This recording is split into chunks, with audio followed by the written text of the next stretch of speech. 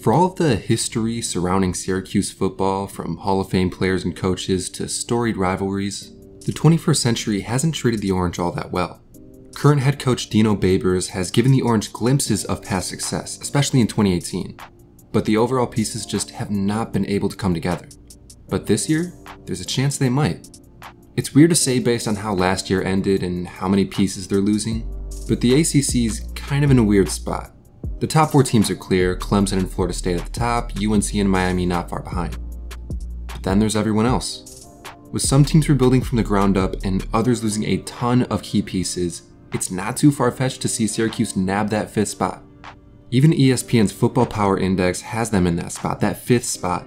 And with the schedule and team they have, we could seriously see a breakout year from Babers and company. My name is Kevin, and in this video, I'll be breaking down the Orange in their coaching staff, offense and defense, and their schedule to see how their 2023 will be shaping up. Before we get into the video, if you just tap that like button and subscribe, that would be amazing. Let's get right into it. We'll start out with the coaching, and at the helm of it all is Dino Babers in his 8th season.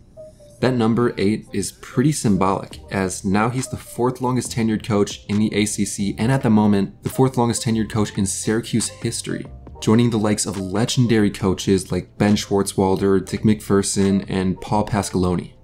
Although as mentioned before, he's given the Orange a glimpse of the bright life, it's hard to justify him with that group of coaches considering he's only had 2 winning seasons so far. I'll say from a personal perspective that I like Babers. He's ushered in an era where guys are developing into serious NFL prospects, and he's kept it real whenever the mic's in front of him. He's even gotten some momentum following an atrocious 2020 season where he's had continual growth and multiple players selected on day 2 of the NFL draft in 2021 and 2023. But the head honchos at Syracuse have stated that Babers will only continue as head coach if the progress continues. And 7-6 is nice and all, but everyone knows that the seed for Babers hasn't gotten any colder. Luckily for him, he's got some great people around him to help him call the shots, and one of those guys is offensive coordinator Jason Beck. Beck has become something of a quarterback guru, as he's been the quarterback coach at Weber State, BYU, Virginia, and Cuse last year before getting bumped up to offensive coordinator for this coming season. He's helped some former NFL names get a step ahead of where they were, including Taysom Hill and Tanner Mangum at BYU, Kurt Benkert, Bryce Perkins, and Brennan Armstrong at Virginia, and last year he got former Mississippi transfer Garrett Schrader to look like the best Orange quarterback since Eric Dungy. Now in 2023, Beck could make Schrader look even better than the former 4-year starter. And with him keeping continuity going from last year, the stars, or at least the sky, could be the limit. And then on defense, Babers decided to bring in the big guns with Rocky Long. This guy's been coaching football for half a century, including 20 years as head coach at New Mexico and San Diego State. He brought both programs to new heights, and he wasn't so bad at other stops like UCLA, Oregon State, and TCU. Now the 73-year-old guru will look to keep that 3-3-5 defense that he helped to revolutionize going at Syracuse. And now for the offense, and of course there's no better place to start than the quarterback position. As mentioned before, Garrett Schrader will be the man going into the season. That much is almost guaranteed. The past 2 seasons, he's been the dynamic factor for the Orange that has always kept opposing defenses on their toes. He's a downhill, bulldozing rusher as reflected in his 1,800 career rushing yards and 29 rushing touchdowns. In the past, his passing has been his downside, but last year, he showed that he can be just as dangerous in the air as he is on the ground. Now in 2023, with running back legend Sean Tucker gone, Schrader will be the headliner on offense for the first time in his career. And in the event that Schrader does go down with an injury or some other thing that'll take him out of the game, backup Carlos Del Rio Wilson has a year and some offensive experience under his belt. And Delaware transfer Braden Davis is a welcome addition to that quarterback room. And for backup, again, and I can't stress this enough, the loss of Sean Tucker is massive. For back-to-back years, they've really only relied on a single back system with other backs rarely getting carries. Now the legacy of great Syracuse running backs falls onto the shoulders of LaQuint Allen, who last year as a true freshman showed flashes of excellence when given the chance. He's a big play threat that averaged over 6.5 yards a carry last year. And on the receiving end, the big name to talk about is Oronde Gadsden II.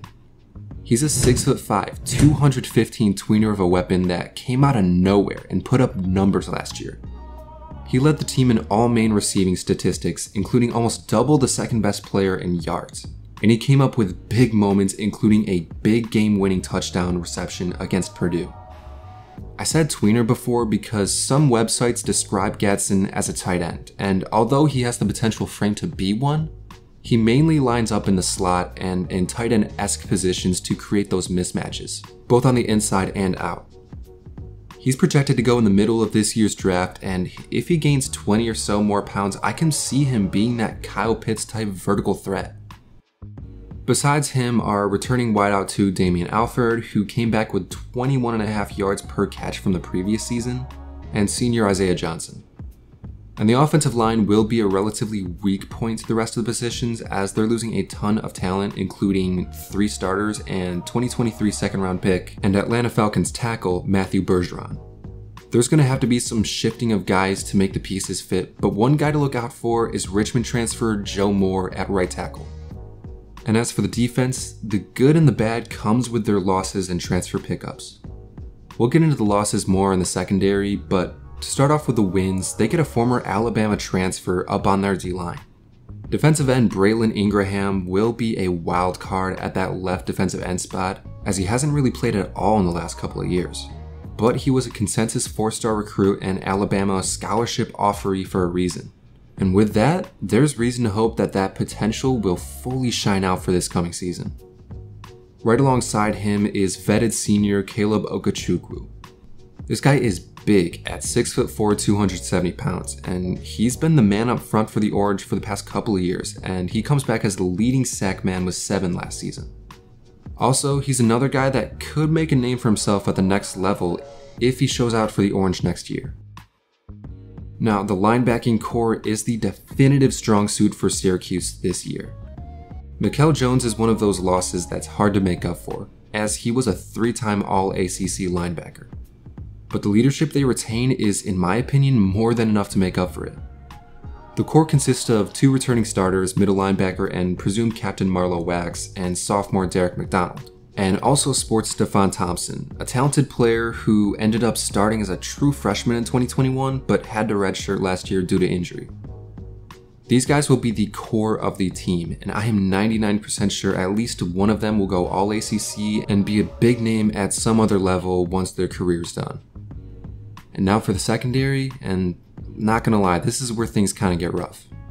Syracuse has become something of a small DBU over the past couple of years, with guys like Ifeatu Melifonwu, Dre Cisco, and Trill Williams getting drafted in 2021, and Garrett Wilson getting drafted last year. But now this year, they will have to rebuild what was their strength last year, with Williams leaving for the NFL and their other starter, Deuce Chestnut, transferring to LSU. The competition will be fierce for those 2 starting cornerback jobs, and last year's backup Isaiah Johnson and Jeremiah Wilson would presumably get their chances in the spotlight, if not for a couple of transfers that look to shake things up. 4-star Nebraska transfer Jaden Gould and Notre Dame transfer Jaden Bellamy bring with them an impressive resume and good reasons for them to get a shot at the starting position. Everyone in the race besides Johnson is an underclassman, and with Rocky Long having no previous connections to the defense, whoever starts come week 1 is anyone's guess. And then to leave it on a more positive note, the safety positions are pretty much set with Elijah Clark coming back at free safety and Jason Simmons Jr. stepping up for Jahad Carter, who transferred to Ohio State. And now, onto the schedule section. And trust me when I say things are going to get really interesting. I'm going to throw up the Orange schedule on screen now, and now I'll show you the percent chance ESPN has for them to win each game. Now before I go through game by game, I just want to take a step back and say that this kind of looks insane. If you would have told me that Syracuse would have been favored in 9 out of their 12 regular season games in 2023, I'd tell you you're insane. But lo and behold, Syracuse is here with 7 games they're over 60% favored in and a couple that they're barely ahead in. Alright, anyways, onto their out-of-conference slate, and 3 out of their 4 are guaranteed wins at home against Colgate, Western Michigan, and Army. But then there's that middle game against Purdue that they're just ahead in. Now, I won't give my solidified predictions now, but I will say when I was researching what other people thought about this matchup, I found a lot of Purdue believers, despite the roster and coaching turnover from 2022. They're losing their starting quarterback, their best receiver, their best tight end, and their offensive and defensive coordinators. And yet, they're getting talent that many think is enough for them to avenge their 2022 last-second loss in the Dome. And then onto their ACC schedule, and it starts out... Bruh. Yep, 3 straight games against arguably the 3 best ACC teams in Clemson, Florida State, and UNC. All 3 teams are returning amazing talent, getting new amazing talent, and they have momentum going into this season that Syracuse simply doesn't match. These type of games aren't completely out of reach, but you, I, and everyone else knows that they're definitely uphill battles. Now the good thing is that after that 3-game absolute gauntlet, they have a couple of easier opponents in Virginia Tech and Boston. These are 2 of the bottom dwellers of the conference that seem to many like food for the top dogs, so I won't go over the matchups too much here. But then an interesting matchup with Pitt happens on November 11th. These 2 are conference-appointed rivals and have played every year since 1955. Pitt leads the series all time and has had 18 of the last 21 wins, so yeah. But on the bright side, maybe? This time the game will be played in the Bronx as a neutral site game, and the teams look to be pretty evenly matched. The Panthers will have a new man at quarterback in Phil Jurkovec and a whole new defense, but they keep a lot of the same schemes and ideologies within their 2022 retained coaching staff. And lastly, they end with 2 very winnable games against Georgia Tech and Wake Forest. Tech has a ton of momentum coming into 2023, and admittedly, Coach Brett Key has brought on some serious talent through the transfer portal. But they still have holes at a lot of places, namely their offensive line, and let's just say they haven't necessarily filled them the best. And then on the opposite end, we have Wake Forest.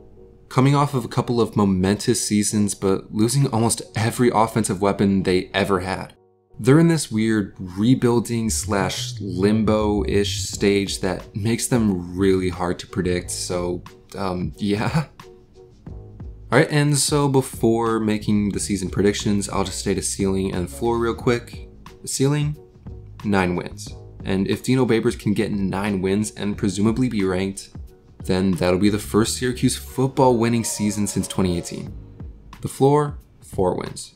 Again, 3 of those first 4 out of conference games are almost guaranteed, and that Boston College one. After that, even their games in the 60% area could give them trouble if everything's not going together. Not to mention, they'd be going to the last stretch of their season at 3-4 on a 3-game losing streak. So what do I think their record will be this season? I think they'll get 7 wins. The way I see it, those 4 aforementioned games should be locked in. And Virginia Tech and Wake Forest will be teams that this more veteran squad should take care of. Of course, as a lot of people see it, and the way personally I see it, the Clemson, Florida State, and UNC trio of games are probably losses, and then there's these 3 games. At Purdue, neutral site with Pitt, and at Georgia. Trust me, if even one of these were a home game, I'd give them the benefit of the doubt. But all 3 are away, and all are against teams that are going through some sort of turnover but have serious momentum going into this year. Pitt is a team that's used to that kind of thing, and they have their coaches returning. Not to mention the whole 18 of the past 21 wins type thing, so I'm just going to say this is a loss. And in my heart of hearts, I want to say that these 2 games are definite wins for the Orange, but the odds are pretty much stacked against them to win both, so I'll say that they lose to Purdue to make things spicy. Although I think the Yellow Jackets, if they get things going, will be a potential real threat to the ACC. So with what I think will be a 7-5 record and 4-4 in conference record, they're probably not going to be going to the conference championship game. But they will get a lower level bowl game, and this is where things get interesting. If the Orange win and go 8-5, then Babers will definitely have another year to prove his worth. But another bowl loss and 7-6 season would likely mean a halt in the progress and at least a serious consideration from the higher-ups to fire the 8th year man.